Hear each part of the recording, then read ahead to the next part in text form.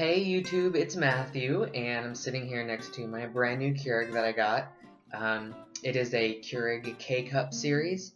The model is a K45 Elite single cup home coffee brewer. And just gonna kind of show you how to set it up and make your first cup of coffee. It's pretty exciting.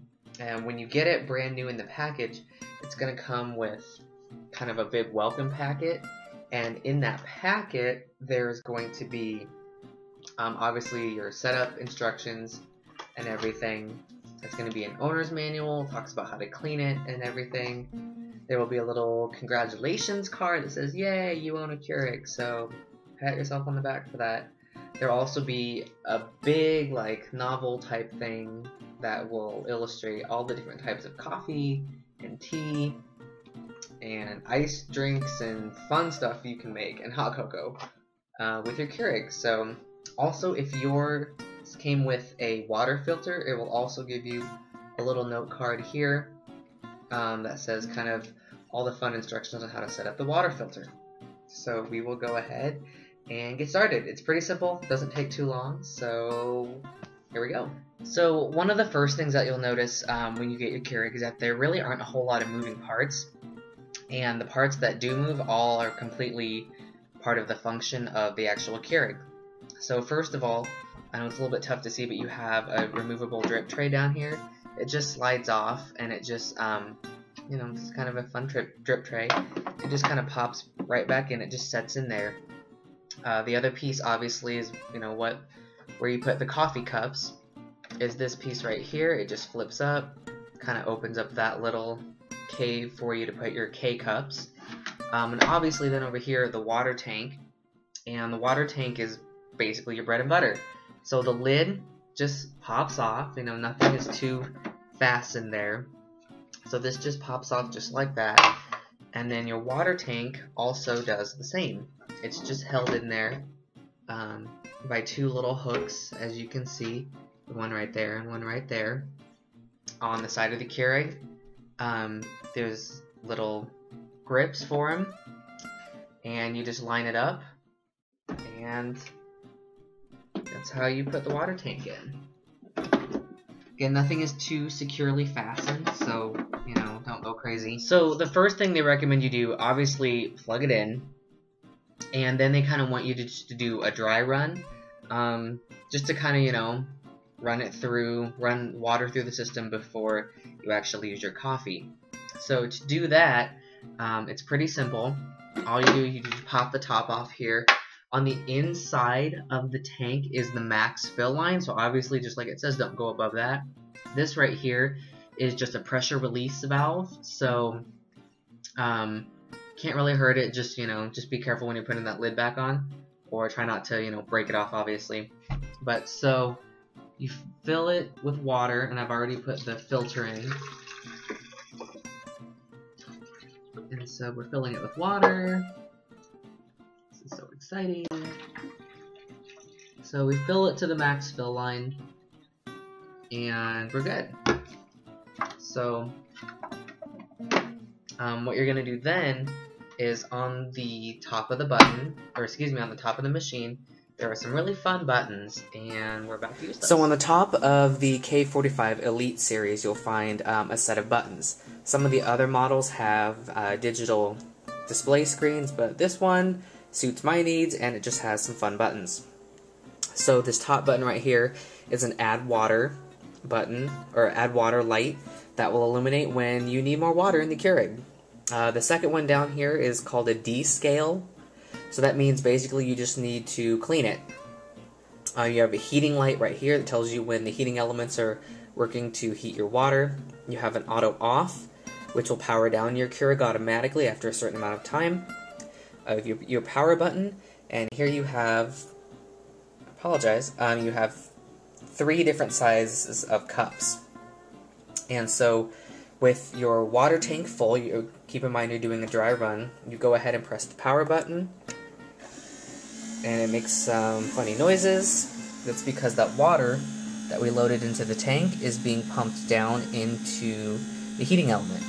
So it's going to fill up the heating element. Then up here we see that the heating light has come on, and we just wait for the water to Okay, so the heat. water's done heating. It takes about 4 minutes to do, and then you kind of have to trick your Keurig for your dry run into thinking that it's actually brewing coffee. So to do that, you'll know that your heating is done, obviously, when the heating light turns off and when your 3 cups illuminate. Kind of gives off that fun kind of blue glow. So you open up your K-cup loader here, and again, if we were actually putting a cup in, we would. We close it, making the Keurig think we have something loaded, and then we'll see that those blue lights start flashing because it's ready to start brewing. So for your first cup, your dry run, you can just go ahead and press a medium-sized cup, and it's just going to run hot water through that system. And so you'll hear the pumps turn on, and you'll hear it making some funny noises, and then you get what would be coffee, aka hot water, that's flushing your system. So once your system is flushed for the first time, you know, you're ready to go ahead and fire up some Joe. And if you get your coffee maker, if you get your Keurig brand new, most of the time it'll come with a pack of 12 sample K-cups, and that's what they call these fun things, are K-cups. And if you get it brand new and it comes with that sample, those 12 samples, it'll be a variety of like dark roast, of light roast, of nighttime tea, some caramel may come with it, so you'll have some fun variety to start off with. And so the K-cups are, you know, they're signatures to the Keurigs. You obviously can't see in, but if you hold it up to the light, you'll be able to see that the top 2/3 of the K-cup are actually where the grounds are stored, and then the bottom 2/3 are completely empty because that's where the filter is inside the K-cup. And that's what keeps the grounds from going down into the spout and into your coffee, and that's what makes this so handy. So when your lights are blue, that means it's ready to make some coffee. All you have to do is open up your little lever here. It'll push this piece forward and tilt it. How does it get the coffee out of there? There's a needle at the top that pokes a hole in the top, and a needle at the bottom that pokes a hole in the bottom. That's what kind of creates that filter effect. So you go ahead and just set your cup in there, like so, and you don't have to do anything else. You don't want to puncture it yourself, you'll let the machine do that. There will be a couple warning things that say don't touch the needles, they're sharp. So after that, you close it. The needle on the top pokes through the top, the needle on the bottom pokes through the bottom. Your blue lights turn blue, and now you can make a small cup of coffee, which would be a 5.25 ounce cup, medium 7.25, or large is 9.25. So however much coffee you want. So you just go ahead and press that, and it does its thing. You know, it's pumping the water's hot, and a couple seconds you'll have some nice coffee flowing into your cup.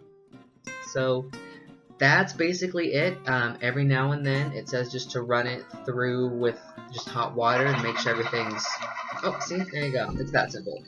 Just run hot water through it every now and then just to make sure it stays clean, and also to make sure you refilling your water over here.